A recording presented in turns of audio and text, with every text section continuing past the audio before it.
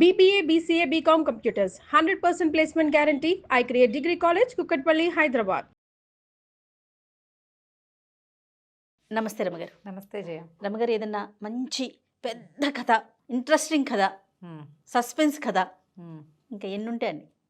ఏదన్నా ఒక కొత్తది స్టార్ట్ చేద్దామా?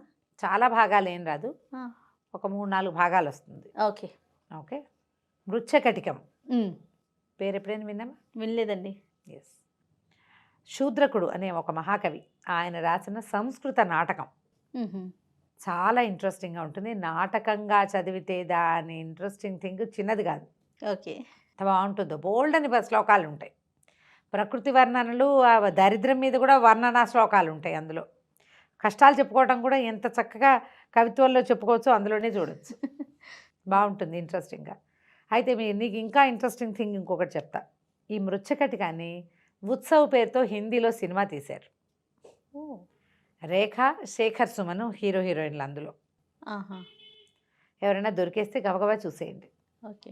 ఈ మృచ్ఛకటికం ఏంటంటే ఆ కాలం నాటి కాలమాన పరిస్థితులు, అప్పుడున్న సోషల్ థింగ్స్ వాటిని ప్రతిబింబంలాగా కనపడుతుంది మనకి తెలియని రోజులు. ఎప్పుడో ఉజ్జయిని నగరానికి చుట్టుపక్కల కథ నడుస్తుంది అన్నమాట. చారుదత్తుడు ఈ కథకి హీరో. కాకపోతే ఇతనిలో హీరోయిజం కంటే కూడా ఉదాత్తమైన చరిత్ర కలిగిన వాడు. ఒక బ్రాహ్మణ యువకుడు, భార్య, ఒక కుమారుడు ఉన్నారు. అయితే చారుదత్తుడి తండ్రి చాలా ఆస్తిపాస్తులు కలిగినవాడు. రాజుగారికి కొన్నిసార్లు మంచి సలహా చెప్పినవాడు కూడా. ఆ ఊళ్ళల్లో అగ్రగణ్యుడు, పెద్దవాడు. కానీ విపరీతమైన దానాలు, ఎవరికైనా సహాయం చేయటాలు. ఆ తండ్రి ఛాయలో పెరిగిన చారుదత్తుడు కూడా అలాగే మెత్తటివాడు, దాన ధర్మాలు ఎక్కువ. ఆస్తంతా అయిపోయింది. అతని భార్య పేరు ధూతాంబ. ఓ పిల్లాడున్నాడు. అయితే వీళ్ళకి ఎవ్వరు పెద్దగా పనివాళ్ళు కూడా పెద్దగా లేరు. ఓ ఇంట్లో పనిచేసేవాడు రథనిక అనే పేరున్న ఒక చెలికత్త. పేరు చూడేలా ఉంది, RADANIKA, రథనిక. బాగుందండి. అక్కడి నుంచి ఒక స్నేహితుడు దీనికి. అతను ఈ వీళ్ళతోటే ఉంటాడు. ఒక పెద్ద విశాలమైన ఇల్లుంది, చాలా పెద్ద ఇల్లు. రాజవీధికి పక్కనే ఉన్నటువంటి బ్రాహ్మణ వీధిలో ఉంది. పెద్ద వీధి, చాలా పెద్ద ఇల్లు. కానీ ఎవరు ఏమీ లేరు. ఇంట్లో ఉన్న పెద్ద పెద్ద వస్తువులకి కాళ్ళు వచ్చి వెళ్ళిపోయినాయి. ఓకే. వెండి బంగారాలు అవి ఏమీ లేవు. పాతకాలపు జిలుగులు కొన్ని ఉంటాయి కదా, తివాసీలు, భోషాణాలు, ఇల్లంతా స్తంభాలు, అవి మాత్రం ఉన్నాయి. పెద్ద పెద్ద పాత్రలు అవి అమ్మలేరు. ఆ రోజుల్లో అవి కొనేవాళ్ళు ఉండేవాళ్ళు కాదు. ఓకే. ఇలా ఉండగా ఆ ఊర్లో వసంతసేన అని ఒక వారాంగన ఉండేది. ఆవిడ చాలా అందగత్తె. సంస్కృతం అది చాలా చక్కగా చదువుకుంది. అయితే ఒకసారి ఒక కామదేవుడి ఉత్సవం, ప్రతి సంవత్సరము కామోత్సవాలని చేస్తారు, వసంతోత్సవాలు. మన వసంత పంచమికి, తర్వాత వసంత పౌర్ణమి అంటే చైత్ర పౌర్ణమికి కూడా వసంతోత్సవాలు చేస్తారు. ఆ ఉత్సవాలప్పుడు అప్పుడు ఊరంతా మన్మధుడి వేషాలు, రతీదేవి వేషాలు అలా వేసుకుని తిరుగుతారు. కాముడి వేషం వేసే అమ్మాయి, రతీదేవి వేషం వేసే అమ్మాయి, అట్లా ఉండి చాలా విశేషంగా చేస్తారు. అప్పుడు చేసుకునే ఉత్సవాలు అవే అన్నమాట. మనం ఇప్పుడు గణేష్ చతుర్థి అవి చేస్తున్నాం కదా, అట్లా వసంత పున్నమి అలా చేసేవాళ్ళు. ఆ ఉత్సవాలప్పుడు ఈ చారుదత్తుడు, వసంతసేన ఒకరినొకరు చూసుకున్నారు. ఒకరి మీద ఒకరికి కొంత అభిలాష కలిగింది. కానీ ఈయన బ్రాహ్మణుడు ఎందుకని ఆవిడ ఊరుకుంది. కానీ ఆయన అంటే ప్రీతి, ఆ మనిషి మొహం గుర్తొస్తూ ఉంటుంది. ఈ చారుదత్తుడు, ఈమె గణిక, వారాంగన, దేవాలయంలో నృత్యం చేస్తుంది. డబ్బులతో వ్యవహారం, వాళ్ళతోటి స్నేహాలు. తన దారిద్ర్యాన్ని తలుచుకుని ఈమె చాలా నచ్చినప్పటికీ ఇంకా ఏం మాట్లాడకుండా ఉండిపోతాడు. ఇది ఈ కథకి బ్యాక్గ్రౌండ్ అన్నమాట. ఒకనాడు ఏమైందట, వసంతసేన తనకి చెలికత్త ఒకటి ఉంది, మదనిక, MADANIKA. ఇందాక ఆరు ఉంది కదా, ఇక్కడ M ఉందన్నమాట. మదనికతో కలిసి ఆ దేవాలయంలో నృత్యం చేయడానికి వెళ్ళింది. సాయంకాలం వేళ వారాంగన నృత్య ప్రదర్శన ఖచ్చితంగా ఉండేవి అప్పట్లో. నృత్య సేవ, స్వామికి నృత్యహారతి ఇవ్వటము విశేషమైన దినాల్లో అలా ఉండేవి. అయితే ఏమైంది, ఈ ఉత్సవ వేళ నాట్యం చేయడానికి వెళ్ళింది ఆవిడ. వెళితే ఆ ఊరి రాజుగారి బావమరిది, రాజశ్యాలక అని చెప్తారు. శాలకుడు అంటే రాజుగారి బావమరిది అనమాట. శకారుడు అనేవాడు, కొంచెం వికృత రూపుడు, కానీ వాడు చాలా ధూర్తుడు. అతనికి ఈ వసంతసేన మీద ఆసక్తి ఉంది. ఈ అమ్మాయి అతనికి దొరకటల్లా. ఈ నాట్యం అయిపోయిన తర్వాత ఇద్దరు బయటకు వస్తుంటే బండి ఎందుకు మిస్ అయిందో మరి, బండి లేదు, వాళ్ళిద్దరూ నడిచి వెళ్ళబోతున్నారు, బండి ఎక్కారేమో. ఈ శకారుడు ఇద్దరు స్నేహితులతో కలిసి తాగేసి వీళ్ళు వెంటపడ్డాడు. ఇది ఎన్ని వందల సంవత్సరాల క్రితం రాయబడింది? కనీసం 500-700 సంవత్సరాల క్రితం రాయబడింది. జూదశాలలు పానశాలలు ఉన్నాయి ఆ ఊళ్ళో. జూదశాలలో జూదమాడి పానశాలలో తాగేసి పాన మత్తతతోటి శకారుడు వీళ్ళ వెనకాల పెట్టాడు. పరిగెత్తారు. పరిగెడితే ఈవిడ ఒంటి నిండా బోల్డు నగలు, నాట్యానికి వచ్చింది కదా, ఈ పైన చెవులకు పెట్టుకునేవి, మెళ్ళో బోళ్ళంత వస్తువు, నడుముకి మొలనూలు వడ్డాణాలు ఉంటాయి, కాళ్ళకి ఇవి పాంజేబులు గజ్జెలు, అవి గాజులు కంకణాలు బాజుబందులు బోల్డని ఉంటాయా. టంగు టింగు టింగు టంగని బంగారం పైన మోగుతుంది. ఒక వస్తువు అయితే టింగు అంటుంది కానీ 100 వస్తువులు ఉంటే మోగదు. ఈవిడేం చేసింది, ఈ వస్తువులన్నీ ఇదైపోతున్నాయి, పట్టుపట్టని ఈ పైన వేసుకునే ఇది ఒకటి ఉంటుంది కదా మేలు ముసుగులో, నగలన్నీ తీసి అందులో మూట కట్టింది. ఆ నగల మూట పుచ్చుకొని పరిగెడతారు. పరిగెడుతూ ఉంటే ఏమైంది, ఈ అమ్మాయి అటు ఇటు, ఈ పక్కన చీకటి రాత్రి, అక్కడక్కడ దీపాలు ఉంటాయి రథిలో, అంటే 4 రోడ్ల కూడలలో దీపాలు ఉన్నాయి. మన దీపాలు లాంటివి ఏం కాదు, ఇట్లా వెలిగేవి పెట్టారు అంతే. ఈ పరిగెత్తుకుంటూ వెళ్ళే క్రమంలో చారుదత్తుడి వీధి వైపుకు వెళ్ళింది. మదనికి నవ్వింది. ఓహో, నీకు నచ్చిన వాడి వైపుకు వెళ్తున్నావా నువ్వు అంది. ఏమో ఏ అవకాశం లభిస్తుంది అటు పరిగెత్తింది. ఇంతలో చారుదత్తుడి ఇంట్లో ఏమైంది, చారుదత్తుడు రాత్రి వేళ ఏంటంటే బలి అన్నానికి అంటే కొంచెం జంతువులు అవి తినడం కోసం రోజు కొంత ఆహారం అన్నాన్ని చతుర్మత్యంగా ఈ 4 రోడ్ల కూడల్లో పెడతారు. ఆ స్నేహితుడు వసంతుడు ఉన్నాడు, వసంతుడే అతని పేరని నాకు గుర్తుంది, పేరు అది కాదేమో కాస్త అటు ఇటుగా స్నేహితుడు. ఈ రథనిక ఆ అన్నం పుచ్చుకొని బయలుదేరింది. ఈ వసంతుడు ఏం చేశాడు, గుమ్మం దగ్గర నిలబడ్డాడు దీపం పుచ్చుకొని. రథనిక బలి అన్నాన్ని తీసుకెళ్తుంది. ఆ బలి అన్న బలి వేస్తారనమాట. మనం కూడా కుక్కలకి వాటికి పెడుతుంటాం అట్లా. ఈ అమ్మాయి అటు వెళ్ళేసరికి అదే సమయానికి వసంతసేన ఇటు వచ్చింది. అంతకుముందు ఈవిడ ఒంటి మీద నగలనే జిగజిగా మెరుస్తూ టింగ్ టంగ్ అని మోగుతూ, ఇప్పుడు జిగలు లేవు టింగులు లేవు, ఎందుకంటే మూట కట్టేసింది. మూట గట్టిగా పట్టుకుంది. మదనిక తప్పుకుంది.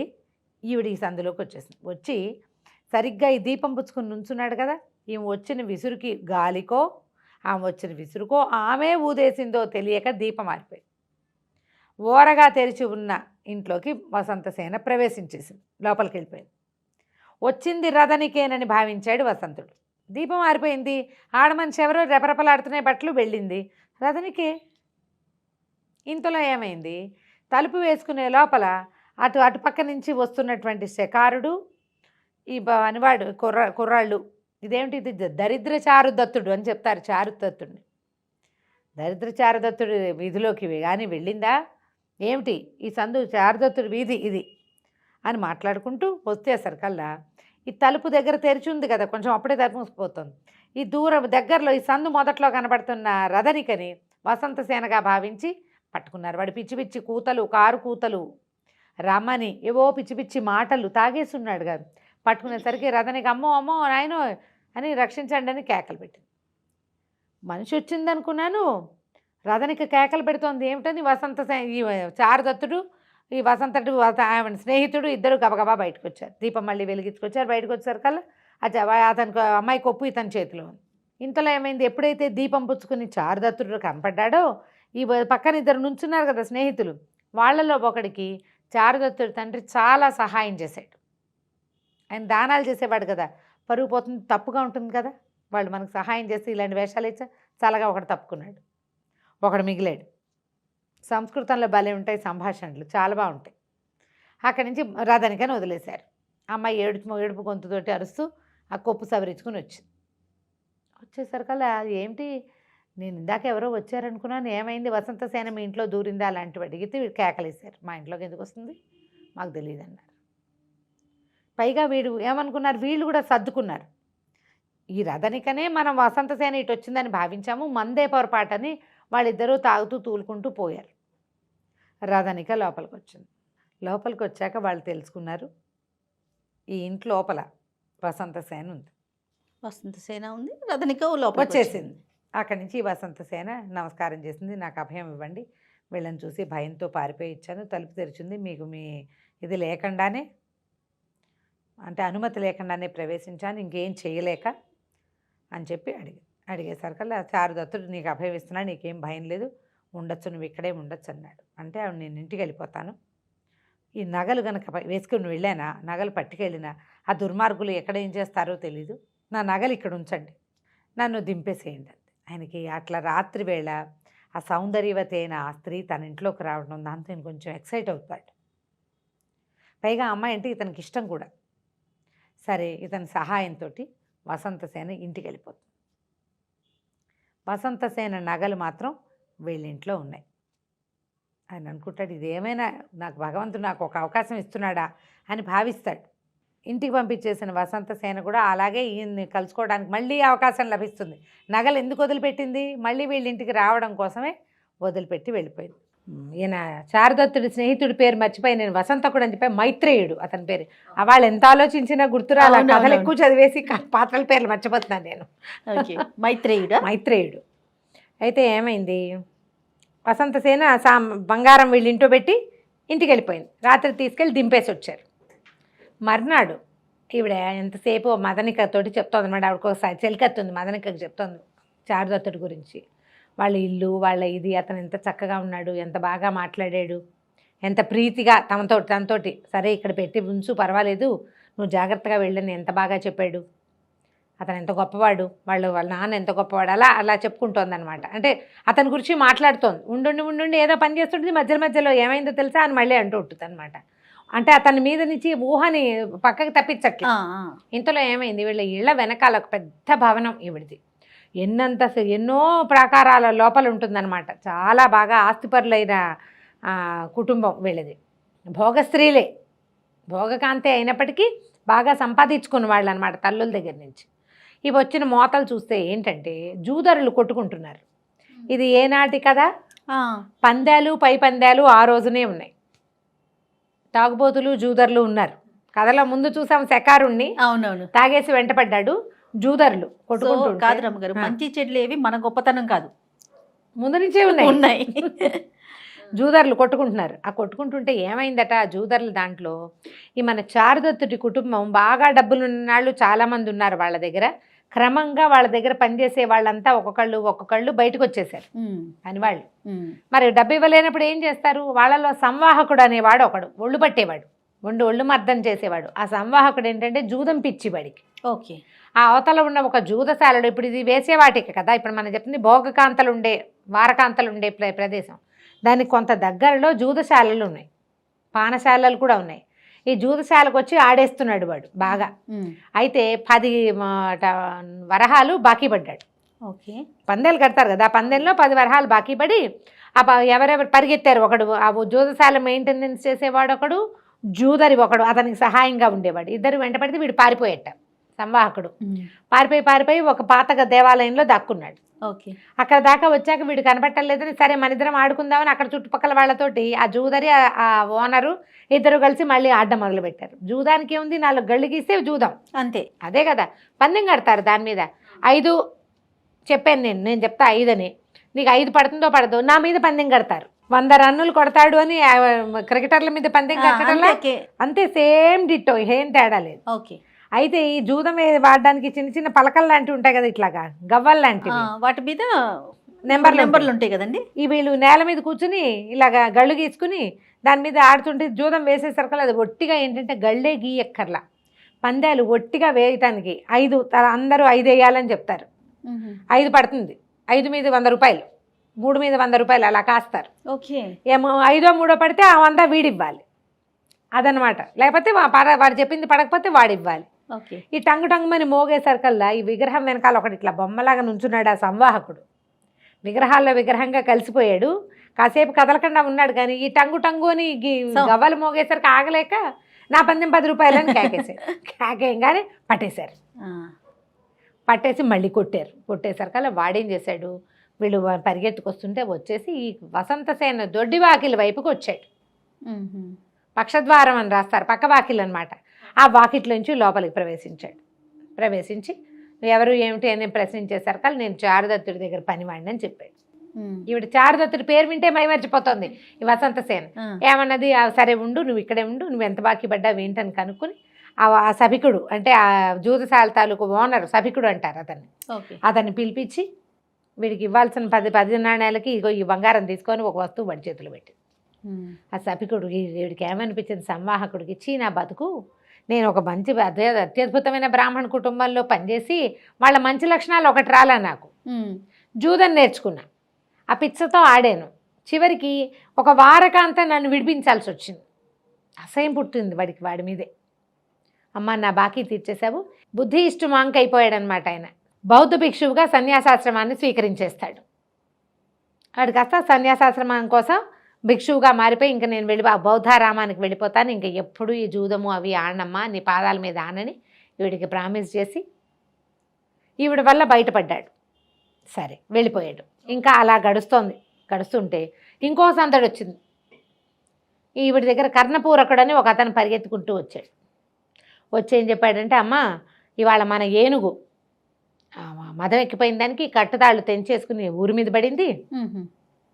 మరి ఊరి మీద పడేసరికల్లా పరిగెత్తాను, అక్కడికి నేను ఆపటానికి చాలా ప్రయత్నం చేయవలసి వచ్చింది. అది పరిగెడుతూ ఒక సాధువు ఒక ఆయన వెళ్తుంటే ఆయన మీద పడబోయింది. నేను చాలా లాఘవంగా గోడ మీద నుంచి ఎగిరి దాని మీదకి దూకి దాన్ని అంకుశంతో పొడిచి మొత్తానికి దాన్ని కంట్రోల్ చేశారమ్మా. ఆ దారిని వెళ్తున్న మహానుభావుడు ఒక ఆయన, ఎంత గొప్ప పని చేశావు, సాధువు ప్రాణాలు రక్షించావని తన ఒంటి మీద ఉన్న ఉత్తరీయాన్ని నాకు కానుగ్గా ఇచ్చాడమ్మా. జాజిపూల సువాసన వస్తుంది, అది జాజిపూల వాసన వస్తున్న ఈ ఉత్తరీయాన్ని నాకు బహుమతిగా ఇచ్చాడు అని చెప్పి ఆ ఉత్తరీయాన్ని ఈవిడి చేతికిస్తాడు. ఓహో, ఆ ఉత్తరీయాన్ని ముట్టుకునే సరకాలు ఈవిడికి తెలుస్తుంది ఇది చారుదత్తుడి ఉత్తరీయం. ఓహో, ఆ వాసనకి తెలిసింది. తను ఉన్న వెంటనే ఆ బయట నుంచి కూడా జాజిపూల పరిమాణం వెళ్తున్న వాసన వస్తుంటుంది. ఓహో ఆ చారుదత్తుడు వెళ్తున్నాడని పరిగెత్తుకుంటూ వెళ్ళి కిటికీ దగ్గర నుంచి ఉంటుంది. ఆయన వెళ్ళేవాడు పక్క నుంచి నడుస్తుంటాడు. అలా వెళ్తున్న వాడిని చూడడమైనా సరే ఈవిడికి సంతోషంగా చూస్తూ ఉంటుంది. ఆయన వెళ్ళిపోతాడు. అయితే నగలు వాళ్ళ ఇంట్లో ఉన్నాయి. వాళ్ళ ఇంటికి వెళ్ళడానికి ఒక ముహూర్తం చూసుకోవాలి. 2 రోజు గడిచిన తర్వాత ఏమైంది, కథలో ఇంకొక చిన్న టర్న్ వస్తుంది. ఆ టర్న్ ఈ 2వ భాగంలోనే చెప్పేద్దాం. ఆ సమయంలో ఏమవుతుందంటే, శర్విలకుడు అనే ఒక బ్రాహ్మణ యువకుడు, ఇతను మన వసంతసేన దగ్గర ఉన్న మదనిక ఆవిడ స్నేహితురాలు చెలికెత్తుంది కదా, అదేంటంటే క్రీత దాసి అంటే బానిస, సరిగ్గా చెప్పాలంటే కొనుక్కున్న దాసి అనమాట. దాసుల్ని కొనుక్కునేవాళ్ళు. కొనుక్కుంటూ ఈవిడ దగ్గర మళ్ళీ ఈవిడ్ని ఎవరైనా పెళ్లి చేసుకోవాలన్నా ఎవరైనా తీసుకోవాలన్నా ఈ డబ్బు ఇచ్చి తీసుకోవాలి. ఓహో, ఆ మదనిక మీద స్నేహం ఇతనికి, ఈ శర్విలకుడికి. అయితే ఇతను ఏంటంటే వాళ్ళ తండ్రి బాగా సంపాదన పరుడే కానీ ఏవో రకరకాల సమస్యలతోటి ఆస్తులు పోయినాయి. అట్లాగే బ్రాహ్మణ ఆస్తులన్నీ పోయినాయి అని చెప్తుంటారు. మనకు చూడు అతను కూడా చారుదత్తుడు కూడా ఇలాంటి వాడే. అవును. అయితే తల్లిదండ్రి ఇల్లు బాకిలు అన్నీ ఉన్నాయి కానీ ఒక చోర శిఖామణి దగ్గర చేరి రకరకాల పద్ధతుల్లో దొంగతనం చేయటం, చోర విద్య కూడా 64 కళల్లో ఓ కళ అని అది నేర్చుకుంటాడు. ఓకే. ఇప్పుడు ఈవిడ దగ్గర ఉన్న మదనికని తను సంపాదించాలంటే ఆవిడకి బోల్డ్ డబ్బు ధారపోసి ఆ పిల్లని తెచ్చుకోవాలి. దానికోసం డబ్బుకు ప్రయత్నం చేస్తాడు. వ్యాపారం అంత చేయలేడు, వాళ్ళ దగ్గర ఏం లేదు, ఏదో చిన్నగా సంపాదన ఉంది. ఆ డబ్బు ఆ పిల్లని తెచ్చుకోవడానికి సరిపోదు. దానికోసం ప్రయత్నం చేయాలంటే బాగా లంసంగా డబ్బులు కావాలి. సరే వెళ్దాం అనుకుంటాడు ఎక్కడికైనా దీనికి. ఇంతలో ఏమైంది, ఆ రోజు సాయంకాలం రాత్రి మన చారుదత్తుడు మైత్రేయుడు ఇద్దరు సంగీతం వినటానికి వెళ్ళారు. వాకిలి కాపలాకు ఒక పనివాడు ఉన్నాడు, వర్ధమానుడు ఏదో చెప్తారు, వర్ధమానుడు బండివాడు అంటారు, వర్ధమానుడు కాపలా ఉన్నాడు. వీళ్ళు తిరిగి వచ్చాక ఏమనుకున్నారంటే, ఇప్పుడు బంగారం అమ్మాయి మూట కట్టించింది, వీళ్ళింటో ఏమీ లేవు, ఎక్కడో పెట్టకుండా దగ్గర పెట్టుకుంటారు. ముందు మైత్రేయుడు వంతు సగం రాత్రి వరకు మైత్రేయుడు ముందు వర్ధమానుడు కాపలా ఇంటికి, అతను వెళ్ళిపోయాక మైత్రేయుడు చేరాడు. ఆ డబ్బులు బంగారం పక్కన పెట్టు పడుకుంటాడు. 1 గంట 2 అయిన తర్వాత చారుదత్తుడికి అప్పచెప్పాలి, ఇంకోటికి అప్పచెప్పాలి బంగారం. అక్కడి నుంచి వాళ్ళు నిద్రపోతారు. అంతవరకు కాస్త మాగన్నుగా మెలకుగానే ఉంటారు, దాని జోలికి ఎవరు రాకుండా. సరే వీళ్ళు ఏమనుకున్నారు, కాపలా కాసుకుంటున్నారు వీళ్ళ దారిని వీళ్ళు. మరి బంగారం ఉంది కదా, మళ్ళీ మనకు తలకాయ నొప్పని ఈ శర్విలకుడు ఏం చేశాడు, ఆ రోడ్డంతా చూసి చాలా సంపన్న గృహంలాగా కనపడుతున్నటువంటి మన చారుదత్తుల గృహానికి వేయించేశాడు. సరే ఓ పక్క నుంచి చక్కగా పద్మంలాగా ఒక మంచి డిజైన్లో, ఆ గోడ కంత కొట్టడం కూడా డిజైన్లో నేర్చుకుంటాడు, స్వస్తిక్కు పద్మం అలాగా పూర్ణ కుంభము కుంభం వేస్తే చాలా మంచిది, మన పని బాగా అవుతుందని ఆ గోడ కొట్టి గోడ కంత కొట్టి ప్రవేశించాడు లోపలికి. అప్పటికి వర్ధమానుడు అన్నం తినడానికి వెళ్ళిపోయి మైత్రేయుడికి అప్పచెప్పాడు. మైత్రేయుడు ఒక చోట పడుకున్నాడు, ఆ బంగారం మూట పక్కన పెట్టుకున్నాడు. ఓకే. మన శర్విలకుడు లోపలికి ప్రవేశించాడు. చూస్తే చక్కగా వీణలు వాయిద్యాలు అన్నీ కనపడతాయి. వీళ్ళది సంపన్న గృహమే, డబ్బులు లేవు వాళ్ళ దగ్గర. ఇది వరకు అన్ని ఆస్తిపాస్తులు ఉన్నప్పుడు వాళ్ళ వాకిట్లో కంబళీలు. ఇప్పుడు డబ్బులు లేకపోయినా అవన్నీ ఎక్కడికి పోతాయి, వస్తువులు ఉంటాయిగా. ఇల్లు గ్రాండ్గా ఉంది. అంత స్తంభాలు, పాతకాలపు ఇల్లు, చక్కగా స్తంభాలు చూసి అబ్బో ఇది బాగా డబ్బులున్న వాళ్ళ ఇల్లేను అని ఒకటొకటి ఓపెన్ చేసి చూశాడు. ఎక్కడా ఏమీ కనపడలేదు. ఏంటి వీడు మనకంటే దరిద్రుడుగా ఉన్నాడు అనుకుంటూ వెళ్తూ ఏమైంది, చీకట్లో పడుకున్న మైత్రేయుడిని తగలంగానే వచ్చావా, ఇదిగో బంగారం తీసుకో, ఇక నేను నిద్రపోతాను, నాకు చాలా నిద్రగా ఉంది, ఇందాక నుంచి కష్టపడి నిద్ర ఆపుకున్నాను అని చెప్పేసి ఆ మూట ఇట్లా అందించాడు నిద్ర. సూపర్.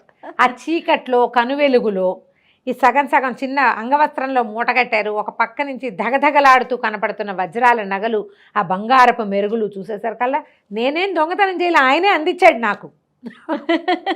దొంగతనం అంటే మనం కొట్టేస్తే తీసుకో అని ఇచ్చినప్పుడు దొంగతనం ఎందుకు కాదు కదా. ఆ మూట చేత్తో పుచ్చుకుని దొరికిందే ఛాన్స్ అని ఈ శర్విలకుడు మూట పుచ్చుకుని వెళ్ళిపోయాడు. తెల్లవారింది. న్యాసంగా వచ్చిన బంగారం ఎవరి దగ్గర ఉంది, నీకేగా ఇచ్చాను అంటాడు మైత్రేయుడు. నాకెక్కడ ఇచ్చావు? అప్పుడు తెలుసుకున్నారు. ఇంత లోపల పొద్దునే వచ్చిన రథనిక వాకిలికి గోడకి కంత కొట్టుందని ఏం పోయింది అని చూసుకున్నారు. ఏం పోయింది అనుకున్నాక బంగారం పోయింది అని అర్థమైంది. నేను రాత్రి నీకు ఇచ్చానంటాడు. నేను రాత్రి అసలు నీ దగ్గరికే రాలేదంటాడు అతను. తెల్లవారుజాముకి వీళ్ళకి తెల్లవారకుండానే వీళ్ళకి తెలిసిపోయింది బంగారం పోయింది. ఇప్పుడు ఏం చేయాలి? అది చాలా పెద్ద ఇల్లు, ఆడవాళ్ళు ఉండే గదులు వేరు, వీళ్ళు హాల్లో ఉన్నారు. ఆ వచ్చిన దొంగ హాల్లోకే వచ్చాడు. ఎవరికో ఇచ్చానని తెలుస్తోంది ఇతనికి. అది ఇతనికి ఇచ్చాడా, చారుదత్తుడికి ఇచ్చాడా, లేకపోతే ఆ వర్ధమానుడికి ఇచ్చాడో గుర్తులేదు, తెలియట్లేదు. మిత్రమా స్వీకరించు అన్నాను నేను, నువ్వు స్వీకరించావు. ఓకే. స్వీకరించింది దొంగ స్వీకరించాడని అర్థమైంది. ఇక లబో దిబో ఏమిచ్చి బాకీ తీర్చగలరు? ఏదో ఒకటి ఇవ్వాలి. ఏమున్నాయి మన దగ్గర? ఏమీ లేవు. అయితే చారుదత్తుడి భార్య ధూతాంబ, ఆవిడకి తండ్రి చాలా సంపన్న గృహస్థు. పెళ్ళప్పుడు ఆవిడకి ఇచ్చిన నగలు కొన్ని ఆవిడ దగ్గర ఉన్నాయి. ఆవిడ ఒక వెలలేని ముత్యాల హారం ఒకటి తీసిచ్చింది. ఆ నగల బదులు ఇది, ఆ వజ్రవైఢూర్యాల కంటే కూడా ఈ ముత్యాలు ఏంటంటే సముద్రంలోవి కదా. అయితే చారుదత్తుడు భార్య బంగారం వస్తువులు తీసుకోవడానికి ఇష్టపడ్డని ఇప్పుడు ఏం చేస్తుంది, రత్నషష్ఠి వ్రతం అని ఏదో వ్రతం చేసి మరి మైత్రేయుడికి కానుకగా ఈ వస్తువు ఇస్తుంది. ఓకే, మంచి ఆవిడ. ఈ రత్నాల హారం, ముక్తాహారం అంటారు. రత్నందో ముక్తావళిదో మొత్తానికి చాలా ఖరీదైనది, ముత్యాలు రత్నాలు కలిపిన ఒక హారాన్ని ఇస్తుంది. ఈ హారాన్ని మరి మైత్రేయుడి వల్ల పోయింది ఈ వస్తువు, మైత్రేయుడి వల్లే కదా పోయింది. కాబట్టి అతను దీన్ని అప్పు తీర్చేస్తాడు ఏదో ఒకటి చెప్పి. ఏం చెప్పాలి? చారుదత్తుడు జూదగృహాల్లో నీ బంగారం అంతా పోగొట్టాడు, దాని బదులు ఇది ఇస్తున్నామని చెప్పి చెప్పాలనుకుంటారు. మరి ఏదో ఒకటి చెప్పాలిగా. మరి ఎలా పోయింది? దొంగతనం జరిగింది అంటే అవమానకరంగా ఉంటుంది. అలా కాకుండా జూదం ఆడాడు, జూదంలో బంగారం పోయింది, దాని బదులు ఇది ఇస్తున్నామని చెప్పి ఇద్దామని నిర్ధారించుకున్నారు. శర్విలకుడు వెళ్ళి మదనిక దగ్గరికి వెళ్ళాడు. బంగారం పుచ్చుకొచ్చాడు కదా. అక్కడి నుంచి ఏం చెప్పాడంటే ఇద్దరు కలుసుకున్నారు. సంతోషించింది. నేను నిన్ను కొనేసుకుంటాను, డబ్బులు ఇచ్చేస్తా, నేను పెళ్లి చేసుకుంటావు, ఎట్ట పెళ్లి చేసుకుంటావు, నాకు డబ్బులు ఇవ్వాలి, అంత ధనం నీ దగ్గర లేదు, నువ్వేం చేస్తావంటే కాదు నా దగ్గర ధనం ఉంది, నేను పట్టుకొచ్చాను, దాని నగలు పట్టుకొచ్చాను, అవి ఇచ్చేసి నేను ఇచ్చేస్తానంటాడు. అనేసరికల్లా సరే ఏవి నగలు చూపించమంటుంది. నగలు తీసేసరికల్లా ఇవి నిర్ఘాంతపోతుంది మదనిక. ఆ నగలు వసంతసేనవి. ఇవి ఎక్కడి నుంచి దొరికినాయి అంటే నేను ఎక్కడి నుంచో తెచ్చాను. రాదు, నువ్వు అబద్ధం చెప్తున్నావు, ఇవి మా అమ్మగారి నగలు, ఇప్పుడు ఏమని ఇస్తావు? నువ్వు నా మీద ప్రేమతో ఇంత పని చేసావా? వాళ్ళ ఇంట్లో దొంగతనం చేసుంటావు నువ్వు. చారుదత్తుడే ఎదిగిస్తాడు నీకు, నువ్వు వెళ్ళావు వాళ్ళ ఇంటికి, దొంగతనానికి వెళ్ళావు. ఆ దొంగతనం చేసి ఆవిడ నగలు తెచ్చి ఇప్పుడు నన్ను కొనాలంటే ఎవరికి ఇవ్వాలి? ఆవిడకే డబ్బు ఇవ్వాలి. ఈ నగలు పట్టుకెళ్ళి ఆవిడకే ఇస్తావు. ఇప్పుడు ఏం చేద్దాం? ఇంత సాహసం చేశాడని సంతోషంగా ఉంది, కానీ ఈ నగలు పట్టుకెళ్ళి అక్కడికి ఇస్తే అది ఏమవుతుంది, ఇది ఎట్లా వస్తుందో అర్థం కాదు. ఏం చేయాలి అని గింజుకుంటారు. నగలు పట్టుకెళ్ళి వెనక్కి పెట్టకూడదు, వెనక్కి పెట్టడానికి వీల్లేదు. ఎట్లా పెడతాడు? మీ ఇంట్లో దొంగతనం చేశాను, మీ నగలు మీరు తీసుకోండి ఇవ్వలేడు అనలేడు కదా. ఇవ్వలేడు. ఆ. ఇప్పుడు ఈవిడికి ఇస్తే ఈవిడ ఇలా అంటుంది. వాటిని ఇంకేం చేయడానికి అవకాశం లేదు. బాగా ఆలోచిస్తే సర్వేలు అక్కడ అన్నాడు, నువ్వే సరిగ్గా ఆలోచిస్తున్నావు నాకంటే సరిగ్గా చెప్పమంటే ఓ పని చేయి, నన్ను తీసుకోవడానికి ఈ నగలు చారుదత్తుడే నీకు ఇచ్చాడని చెప్పు, లేదా చారుదత్తుడే పంపించాడని చెప్పు. ఓకే. నన్ను తీసుకోవడానికి కాదు, చారుదత్తుడే నగలు పంపించేశాడంటే సరిపోతుంది. ఆయన ఈవిడ వచ్చేదాకా నువ్వు వచ్చేదాకా నగలు మా ఇంట్లో పెట్టుకుంటాను అన్నాడు. అయినా సరే పంపించేశాడు. మా దరిద్రుల ఇంట్లో, మా ఇంట్లో కాపలా కష్టమని నీ నగలు నీకు చారుదత్తుడే పంపేశాడని, నేను చారుదత్తుడి దగ్గర పనిచేస్తానని చెప్పేసి నగలు ఇచ్చాయి. ఇదంతా వినేసింది వసంతసేన. ఓహో. వాళ్ళిద్దరూ మాట్లాడుకుంటుంటే మొత్తం విన్నది. చూద్దాం ఏం చేస్తారో చూద్దాం అనుకుంది. సరే నేను అమ్మగారిని పిలుచుకొస్తాను, నువ్వు పోయి నాట్య మండపం దగ్గర అక్కడెక్కడో మండపం దగ్గర ఉండని వాడిని అక్కడ కూర్చోబెట్టి నగలన్నీ ఆ చేతిలో పెట్టింది, అక్కడే ఉంచుకో నేను వస్తానని. వెళ్ళి చారుదత్తుడి దగ్గర నుంచి ఒక ఆయన వచ్చాడండి, మరి నగలు ఏవో పట్టుకొచ్చేట, మిమ్మల్ని కలుస్తానంటున్నాడు. సరే పంపించమంది ఈవిడ. తెల్లమొహం వేసుకుని వచ్చాడు. ఇతను వెళ్ళపోతుంది, దొంగతనం బయటపడిపోతుంది. అదే. అయితే ఏమన్నాడు, అమ్మ చారుదత్తుడు మహానుభావుడు, మరి వారి ఇంటి దగ్గర దొరుకుని ఇప్పుడు పని చేస్తున్నావా అంటుంది. లేదు అప్పుడెప్పుడో చేసేవాడిని, మరి నేను వెళ్ళేసరికల్లా నగలు వసంతసేనకు అప్పచెప్పమని ఇచ్చారండి అనేసరికల్లా మదనిక ఇటు రావే అని పిలిచింది. చారుదత్తుడు నాకు చెప్పాడు, ఈ నగలు ఎవరు తెచ్చిస్తారో వాళ్ళకి మదనికి ఇవ్వమని చెప్పాడు చారుదత్తుడు. నువ్వు నగలు తెచ్చి ఇచ్చావు కదా, నీకు ఈ మదనికి ఇచ్చేస్తా అన్నది. అనేసరికి మదనిక నిర్ఘాంతపోతుంది, వాడు నిర్ఘాంతపోతాడు. నిజానికి ఇదేం జరగల, ఇవిడేదో కథ మార్చేస్తోందని అర్థమవుతోంది వాళ్ళకి, కానీ ఏమనాలి తెలియలేదు. అక్కడి నుంచి ఏం చేసిన ఆవిడ నగలన్నీ తీసి మదనికకి అలంకరించి ఓ సరులక ఈ అమ్మాయిని తీసుకెళ్ళిపో నువ్వు అని, మదనిక నన్ను బాగా చూడు, ఇంకా మళ్ళీ నన్ను జీవితంలో చూడలేవు నువ్వు, నేను పంపించేస్తానంటే అది ఏడుస్తుంది అనమాట. అయ్యో అమ్మగారి దగ్గర నుంచి వెళ్ళిపోతున్నాను నేను. వాళ్ళకు ఇది కదా, ఎంతకాలమో పనిచేసింది ఆవిడతో పాటు, చాలా మంచి ప్రేమగా ఉండే మనిషి. దుఃఖపడుతూ సరే ఏం చేస్తుంది, బండిని పిలిపిస్తుంది ఈవిడ. బండిలో ఎక్కించి పంపిస్తానంటుంది. బండి ఎక్కుతాడు. బండి ఎక్కేసరికల్లా కొంచెం బండి ఎక్కి ముందుకు వెళ్తుంటే కేకలు వినపడతాయి. ఏంటంటే ఇదేస్తారు, చాటింపు వేస్తూ ఉంటారు. ఆర్యకుడు అనే ఒక గోపబాలుడు, అతను రాజు అవుతాడని ఒక జోస్యం చెప్పబడింది. ఆ జోస్యాన్ని తెలుసుకున్నటువంటి పాలకుడు అనేటువంటి ఈ ప్రాంతపు మహారాజు ఆర్యకుడిని అరెస్ట్ చేయించాడు. వాడు రాజు అవుతాడని జోస్యం వచ్చింది అంటే తన మీద వాడు తిరగబడతాడేమోని ముందే వాడిని అరెస్ట్ చేసేశారనమాట. అని చెప్పేసి ఆర్యకుడు అరెస్ట్ చేయబడ్డాడోహో అని చాటింపు వినపడుతోంది. నిర్ఘాంతపోయాడు. శర్విలకుడికి చాలా స్నేహం ఆ కుర్రాడు. అమ్మో ఇంకేముంది, ఆర్యకుడిని పట్టుకున్నారంటే అతన్ని అరెస్ట్ చేస్తే మరి జైల్లోకి వెళ్ళిపోతాడు కదా. అక్కడి నుంచి ఏమన్నాడు, నేను ఇప్పుడు దిగి వెళ్ళిపోవాలన్నాడు. అంటే ఈ పిల్ల ఏడవటం మొదలుపెట్టింది మదనిక. నువ్వు అలా ఎలా వెళ్ళిపోతావు, మరి నన్ను వదిలిపెట్టి వెళ్తావా అంటే అలా కాదని వాడిని అడిగాడు. వార్తకు వ్యాపారి రేభిలకుడు ఇల్లు తెలుసా నీకు అని అడిగి, ఈమెని రేభిలకుడు తన స్నేహితుడు అనమాట, అక్కడికి తీసుకెళ్ళి దింపేసి అక్కడి నుంచి మా అమ్మ నాన్న దగ్గరికి, మా ఇంటికి వాళ్ళు తీసుకెళ్ళిపోతాడు. ఓకే. ఇప్పుడు నేను వెళ్ళకపోతే ఆర్యకుడు చాలా ప్రమాదంలో పడతాడు, నేను అతన్ని రక్షించాలి, నా స్నేహితుడు, ప్రాణ స్నేహం, నేను నిన్ను దక్కించుకోవడానికి ఇంత ప్రయత్నం చేశా, స్నేహితుడిని దక్కించుకోవడానికి కూడా ఏదో ఒక ప్రయత్నం నేను చేయాలి కదా అని చెప్పి బండి దిగి వెళ్ళిపోతాడు. ఆ బండిలో మదనిక కూర్చుని రేభిలకుడికి ఇంటికి వెళ్ళిపోతుంది. రేభిలుడు వాళ్ళ ఇంటికి వెళ్ళిపోతుంది. సరే ఇంతలో ఏమవుతుంది, ఇక్కడ మన చారుదత్తుడి ఇంట్లో నుంచి మైత్రేయుడు బయలుదేరుతాడు. వదిన గారు ఇచ్చిన రత్నమాలను తీసుకుని, ముత్యాల దండో రత్నాల దండో అది ఒక హారం, ఆ హారాన్ని తీసుకుని వసంతసేన ఇంటికి వస్తాడు. వచ్చేసరికల్లా ఏమవుతుంది, వాకిట్లో చూస్తే అబ్బో పెద్ద మహాహర్మ్యం అది. వీళ్ళు ఎంతమంది దగ్గర కొట్టేస్తే ఇంత డబ్బులు వచ్చినాయి వీళ్ళకి అనిపిస్తుంది మైత్రేయుడికి.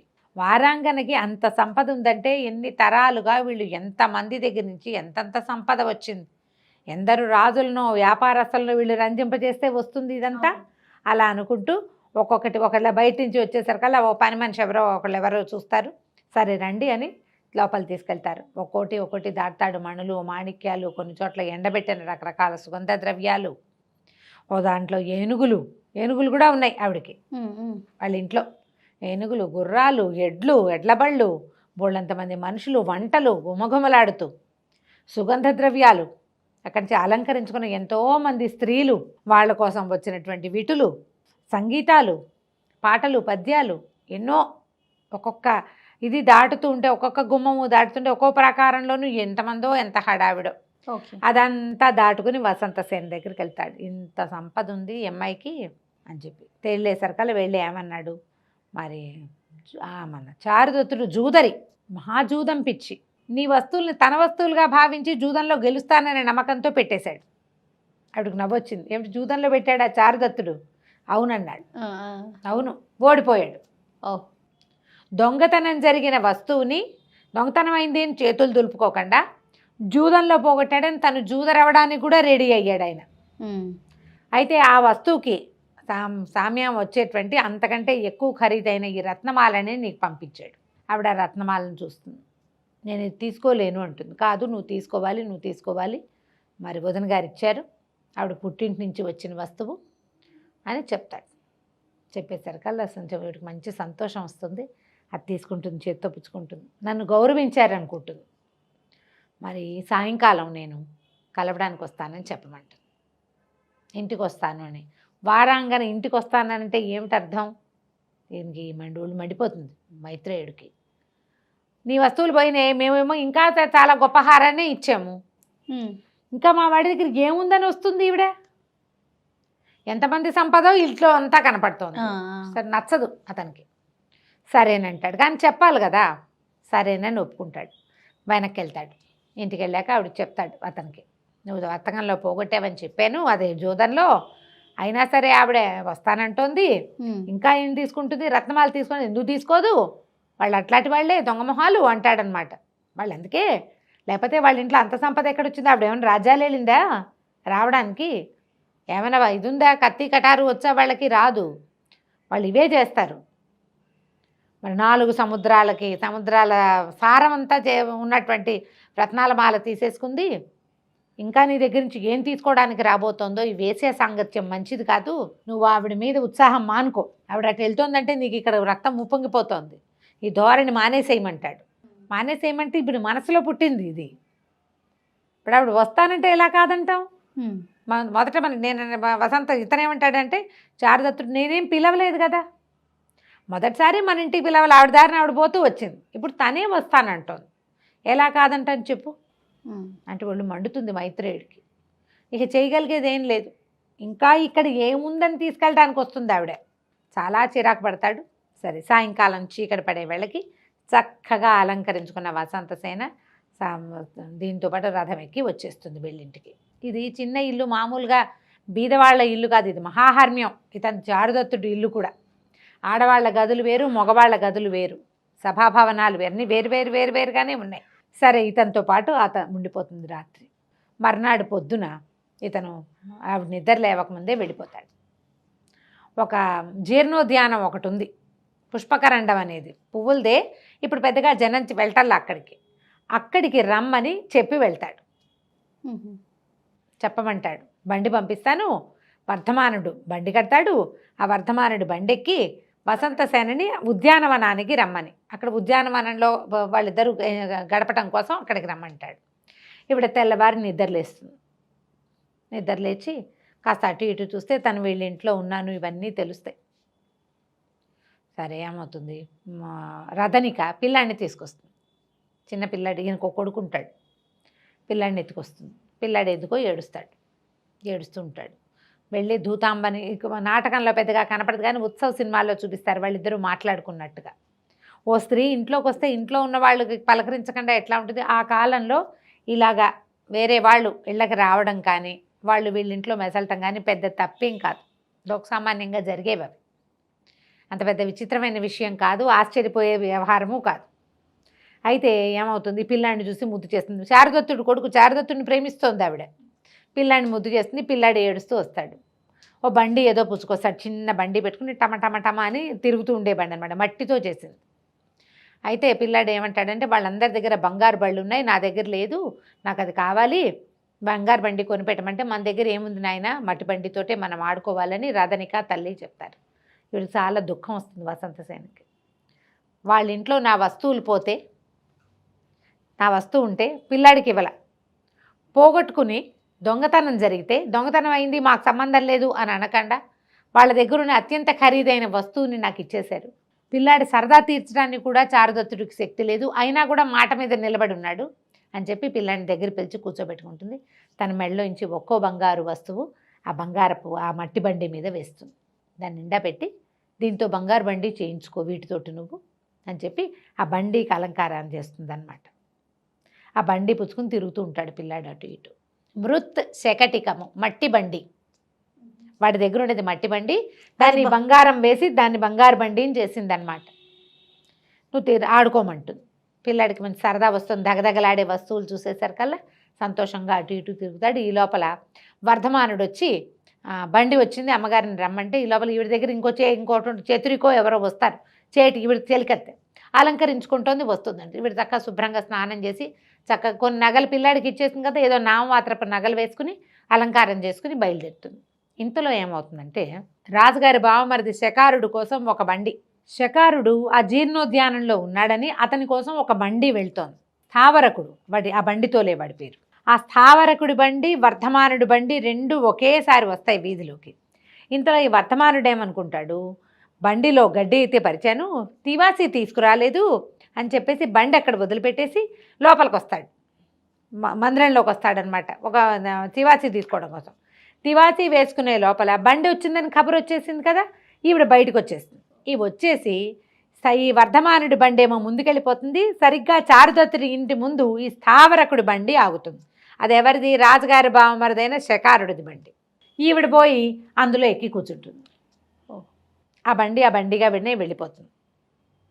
ఇంతలో ఏమవుతుంది, వర్ధమానుడేమో తివాసి పట్టుకొస్తాడు, ముందుకెళ్ళి బండి మీద కూర్చుంటాడు. అమ్మగారు వచ్చాక వెళ్దామని. ఇంతలో ఈ శర్విలకుడు వాళ్ళ సహాయంతో పారిపోయినటువంటి గోపాలుడైన ఆర్యకుడు పరిగెత్తుకుంటూ వచ్చి కాలికి సంకెళ్ళు ఉంటాయి, ఆ సంకెళ్లతోటి వచ్చి ఈ వర్ధమానుడు ఉన్న బండి ఎక్కేస్తాడు. ఓకే. ఈ టంగుమని మోగేసరికల్లా ఈవిడే వచ్చింది వసంతసేన, నగల మోత అవుతోందని భావించి వర్ధమానుడు బయలుదేరిపోయాడు. వర్ధమానుడు తీసుకెళ్ళి ఆర్యకుడు ఎక్కినటువంటి బండి పుష్పకరండ జీర్ణోద్యానానికే వెళ్తోంది. ముందు వాడెవడో వచ్చాడు కదా, స్థావరకుడు తీసుకెళ్తున్నటువంటి వసంతసేన ఎక్కిన బండి కూడా అక్కడికే వెళ్తుంది. ఆ బండి కొంచెం పక్కకి వెళ్ళిపోయి రాజశాలకుడైనటువంటి ఆయన పేరేదో మర్చిపోతున్నానే, శకారుడు రాజుగారి బావమరిది, ఆయన బండిలోకి ఎక్కేసింది ఈవిడ.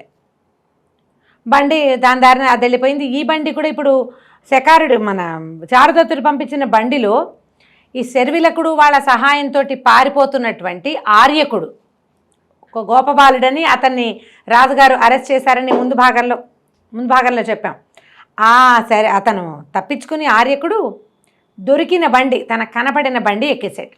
ఓకే. ఆ బండి ఎవరిది? చారుదత్తుడి బండి. 2 బళ్ళు పోతున్నాయి. అయితే అది వాళ్ళు జీర్ణోద్యానము చాలా పెద్దది, పుష్పకరండ జీర్ణోద్యానం అదే దాని పేరు. అది చాలా పెద్దది. వీడికి అలవాటైన గేట్లో నుంచి వీడు వెళ్ళిపోయాడు ఒకడు.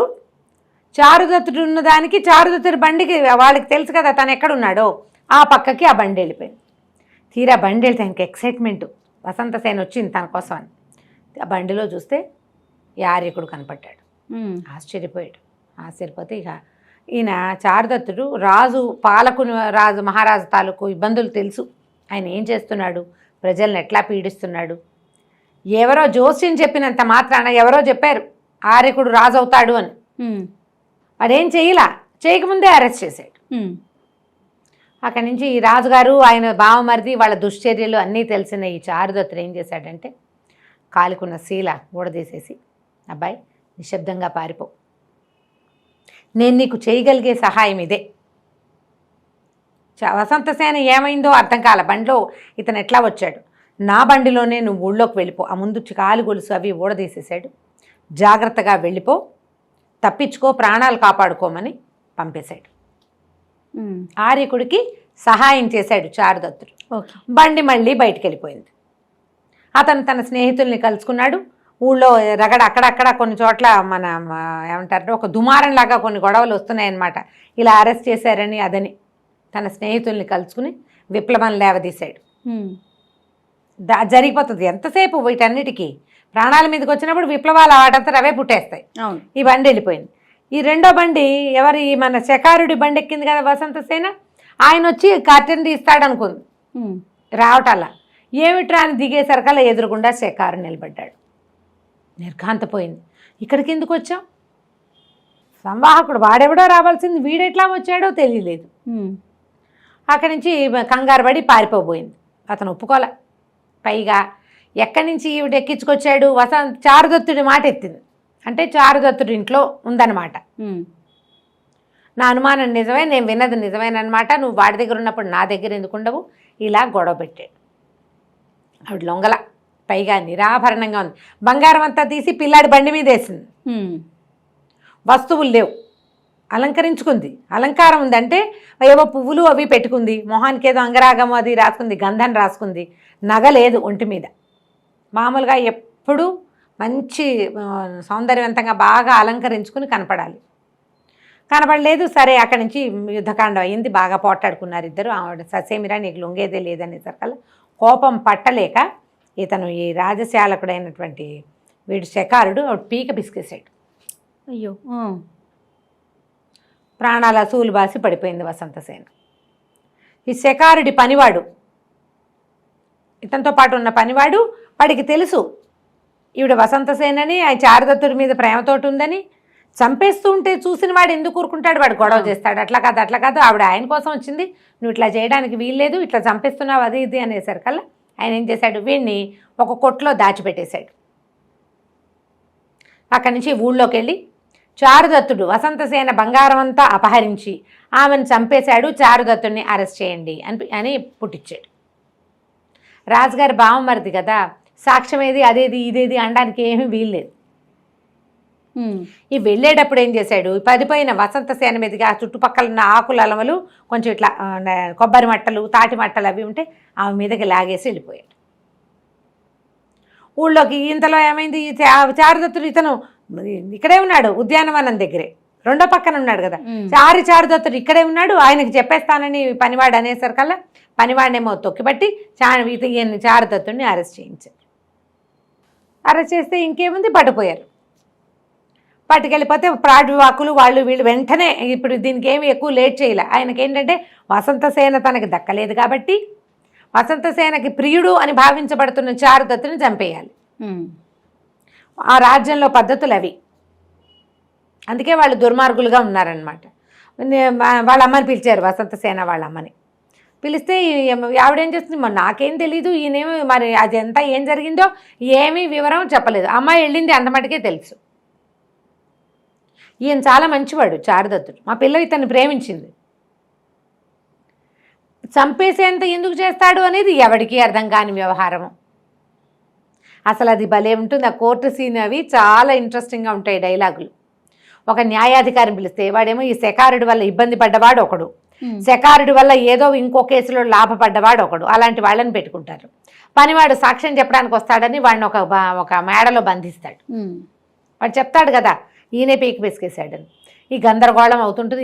ఇది కాకుండా ఓ పక్కన రాజ్యంలో అల్లర్లు, తప్పించుకున్న ఆర్యకుడు, అతని స్నేహితులు శర్విలకుడు, వీళ్ళంతా తలా ఒక పక్క నుంచి విప్లవాలు లేవదీస్తూ గందరగోళంగా ఉంటుంది. ఆ సందట్లోనే ఈ చారుదత్తుని చంపేయాలని చారుదత్తుడికి ఊరేస్తారు. మరి స్త్రీని హత్యకి శ్రీహత్య మహాపాతకం. శ్రీహత్య చేసిన వాడికి ఉరి తీయటమే. ఆవిడ ఏం చెప్పాలో అర్థం కాదు. వసంతసేన వాళ్ళ నా పిల్లేదేంటి ఏమో చంపేశాడు అంతే. చంపేశాక ఏది బాడీ ఏది, ఇవేమున్నాయి, మార్క్స్ ఏమున్నాయి, గుర్తులు ఏమున్నాయి, అలాంటివి చెప్పడానికి ఏమీ లేదు. శకారుడు చెప్తున్నాడు కదా, నేనే చూశానంటాడు. నేను చూశానని చెప్తున్నాడు. దాంతో ఈయన కాస్త ఉరిశిక్షేశారు. ఇంతలో ఈ వార్త కార్చిచ్చులాగా ఊరంతా వచ్చింది, చారుదత్తుడికి ఉరేశారు అని. అందరూ ఆశ్చర్యపోయారు. అదే చాలా మంచివాడు, వసంతసేన చంపడం అండి. ఆయన అసలు వేశ్యాలోలుపత్వమే లేదు ఆయన దగ్గర. ఎంతమందో అతని వల్ల సహాయం పొందిన వాళ్ళు, భార్య కొడుకు, ఆ ఇంట్లో ఉండే రథనిక, ఈయన ఫ్రెండ్ మైత్రేయుడు, బండివాడు, అందరూ కలిసి లబోదిబోమని ఏడుస్తూ న్యాయస్థానం దగ్గరకు వచ్చారు. ఇక ఉరి తప్పదు. ఇంతలో అక్కడ ఏమైంది, పుష్పకనండ జీర్ణోద్యానంలో ఈవిడ చెట్ల ఆకుల కింద పడుంది కదా. ఈవిడ ఇంతకుముందు చారుదత్తుడి ఇంట్లో పనివాడు ఒకడు జూదంలో డబ్బులు కొట్టి ఓడిపోతే అతనికి డబ్బు కట్టి నగిచ్చి విడిపించింది. అవును. ఆయన ఏం చేశాడు, బౌద్ధ శ్రమణకుడుగా మారాడు. ఆయన ఏం చేశాడు, అక్కడున్న జీర్ణకరండ ఉద్యానవనానికి జపం చేసుకోవడానికి వచ్చి తన బట్టలు ఆ పక్కనున్న మడుగులో జాడించుకొచ్చాడు. బట్టలు ఆరేయటానికి సాధారణంగా ఏం చేసేవాళ్ళు, అప్పట్లో బట్టలు పిండేసేసి ఇట్లా నేల మీద విశాలంగా పరిస్తే చాకళ్ళు అలాగే వేసేవాళ్ళు చూడు, మన ఊళ్ళలో కూడా కనబడతాయి చెరువు గట్ల మీద. ఈ చీవరాన్ని ఇలా పరిచాడు. ఆ తడి చీవరపు నీళ్లు పడి ఇప్పుడు స్పృహ తప్పి ఉన్న వసంతసేన లేచి కూర్చుంది. ఓహో. నిర్ఘాంతపడి అదేమిటమ్మా నువ్వు ఇక్కడికి ఎందుకు వచ్చావు, ఇక్కడ ఉన్నావేమిటి అని అనేసరికల్లా ఏం చెప్పింది, సిగ్గుపడింది ఆయన శ్రవణకుడు. చారుదత్తుడి కోసం అని చెప్పకుండా శక బండి మీద వచ్చాను, ఇలా వచ్చా, ఏదో బండి అనుకుని పొరపాటున ఎక్కాను, శకారుడు ఇట్లా చేశాడు అనేసరికల్లా పదమ్మ మనం వెళ్దాం, అది చాలా దూరం. సరే ఆయన ఏం చేశాడు, ఆరేసిన చీవరాన్ని కట్టుకుని ఈవిని వెంబడి పెట్టుకుని కాస్త ముందు సేద్దిచ్చి కాసిన మంచినీళ్ళు ఇచ్చి తీసుకుపోయాడు ఇంటికి. ఈవిడ ఇంటికి వెళ్ళేసరికల్లా అక్కడ ఇది కనపడుతుంది గొడవ. చారుదత్తుడికి ఊరేశారంటే ఈవిడ బతికే ఉంది కదా. అక్కడి నుంచి భార్య వాళ్ళు అక్కడికి వచ్చారు. ఈవిడ కూడా పరిగెత్తుకుంటూ వధ్యస్థానానికి వెళ్ళింది. ఈ వధ్యస్థానానికి వెళ్ళే దారిలో చారుదత్తుడిని ఊరేగింపుగా తీసుకొస్తుంటే జనమంతా ఆశ్చర్యపోతా, ఇతను ఇట్లాంటి వాడా, ఎప్పుడు వినలేదే, వీళ్ళ నాన్న చాలా గొప్పవాడు, ఇతను చాలా మంచివాడు అని చెప్పుకుంటున్నారు. ఎక్కడైతే ఈ పనివాడిని బంధించారో ఆ బిల్డింగ్ పక్క నుంచి వెళ్ళేసరికి వాడు ఎలాగైనా సరే సాక్ష్యం చెప్పేయాలని వాడికి కూడా ఒక దశలో చారుదత్తుడి వల్ల ఒక 10 దినారాలు ముట్టినాయి. 10 వరహాలు ముట్టినా ముట్టకపోయినా ఇది తప్పు. ఆయన చంపేసి ఈయన మీద పెడితే ఎట్లా? అక్కడి నుంచి వాడు పైనుంచి దూకేస్తాడు. దూకేస్తే మావిటి వాడి శకారుడు చూస్తాడు, మావిటికి చెప్తాడు, అరే వాడిని తొక్కిచేయరా అంటాడు. తప్పించుకుంటాడు. వాడు పరిగెత్తుకుంటూ వస్తాడు. వచ్చేసరికల్లా వాడు వచ్చి సాక్ష్యం చెప్తాడు, కాదు చారుదత్తుడు కాదని శకారుడే చంపాడు అనేసరికల్లా ఈ వజ్రస్థానంలో ఉన్న వాళ్ళంతా ఏమంటారు, ఈయన శకారుడు అంటే వీడికి నేను జీతం ఇవ్వలేదు అందుకు రండాపుత్రుడు అంటాడు. వాడి పేరే అలా పిలుస్తాడనమాట. వీడు ఇలా దొంగ మాటలు చెప్తున్నాడు, నాకు ఈ శిక్ష నాకు పడాలని అని చెప్పేసి వాడిని నోరు వేయించేస్తారు. పైదాకా వెళ్ళేసరికల్లా ఏడ్చి శోకాలు పెడతారు. ఈయన చారుదత్తుడి భార్య కొడుకు ఏడుస్తూ ఉంటారు. మరి ఒట్టి పుణ్యానికి చావే కదా అది. సరే ఆఖరి కోరిక తీర్చాలనుకుంటారు. ఒకసారి పిల్లాన్ని చూపించమంటారు. ఇంతలో వసంతసేన పరిగెత్తుకుంటూ వస్తుంది, నిరాభరణంగా పరిగెత్తుకుంటూ వచ్చేసరికి వీళ్ళు వజ్రస్థానంలో తలార్లు ఆయనకు శిక్ష విధించాల్సిన వాళ్ళు ఉన్నారు. వాళ్ళు ఆశ్చర్యపోతారు. ఈయన మీద ఉన్న అలిగేషన్ ఏమిటి, అభియోగం వసంతసేన అనే వేశ్యా శ్రేష్ఠురాల్ని ఈయన చంపేశాడు, ఆ నేరం మీద ఈయన్ని ఉరదీస్తున్నాము అని. ఆ వసంతసేన ఎదురుగుండా నుంచి నేనే వసంతసేనని అనేసరికి వీడు నిర్ఘాతపోయారు. ఇదేంట్రా దేవుడా, ఎవరిని చంపాడని దీనికి శిక్ష ఇస్తున్నామో ఆవిడేమో ఎదురుగుండా కనపడతారు. అక్కడి నుంచి ప్రాడ్వాకులను ఎవరినో పిలుచుకొస్తారు. పిలుచుకొచ్చేసరికల్లా ఇగో ఇది జరుగుతుంది. ఇంతలో శర్విలకుడు పరిగెత్తుకుంటూ వస్తాడు. వచ్చి శిక్ష ఆపండి, చారుదత్తుడికి శిక్ష వేయడానికి వీల్లేదు, పాలక మహారాజుని ఆర్యకుడు చంపేశాడు, ఆర్యకుడే ఇప్పుడు రాజు, ఈ దొంగ శిక్షలు ఇవన్నీ ఏ రకమైన విచారణ లేకుండా వేసే శిక్షల్ని ఆపేసేయాలి. ఈమెకి వసంతసేన కూడా వచ్చింది కదా, ఆవిడని చూసి దండం పెడతాడు. ఇంతలో శకారుడి వెంటనే అర్థమైందనమాట, శకారుడే ఇట్లా నన్ను ఇలా చేశాడని చెప్పంగానే ముందు శకారుడిని అరెస్ట్ చేయిస్తారు. పాలకుడు అనే మహారాజుని శకారుడిని ఇద్దరిని జైల్లో బారేస్తారు. జైల్లో పెడతామంటారు. శకారుడికి ఊరేసేయమంటారు. సరే ఒక పూట కాస్త టైం గడవగానే ఆర్యకుడి దగ్గర నుంచి ఒక శాసనం, ఒక ఉత్తరం వస్తుంది. ఆ ఉత్తరం ఏంటంటే చారుదత్తుడిని ఈ రాజ్యానికి కుశావతినో ఏదో రాజ్యానికి రాజు చేస్తున్నట్టు. ఓకే, ఆయన వల్లే కదా తను తప్పించుకోగలిగాడు అని చెప్పి చారుదత్తుడికి తన పూర్వ సంపదలన్నీ వెనక్కి ఇచ్చేటట్టు రాజుగారు లాక్కున్నవి ఈ ప్రాంతానికి పాలకుడుగా అతన్ని చేస్తున్నట్టు.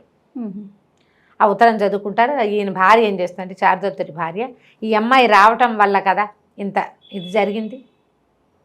ఆ అమ్మాయి నగల వల్లే శర్విలకుడు వీళ్ళకి ఫర్రయ్యాడు. ఆ శర్విలకుడు వల్లే ఆర్యకుడు పారిపోగలిగాడు. పారిపోయిన ఆర్యకుడు మళ్ళీ మనకు చారుదత్తుడి దగ్గరకు వచ్చాడు. ఆవిడ ఈ అమ్మాయిని నువ్వు చేపట్టచ్చు, నీతో ఉంచుకోవచ్చు అని భర్తకి పర్మిషన్ ఇచ్చేస్తుంది.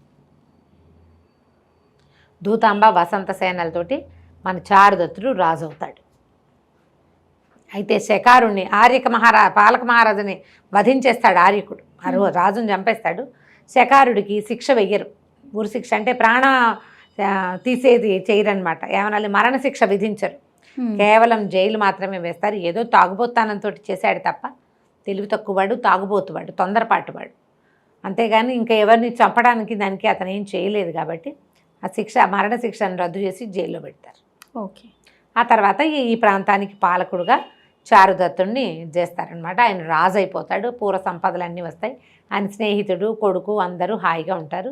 మృచ్ఛకటికంతో ఆడుకునే ఆయన కొడుకు మళ్ళీ బంగారు కటికంతో ఆడుకుంటాడు. చాలా బాగుందండి. కథ కంచికి మనం ఇంటికి. నమస్తే. నమస్తే జయ.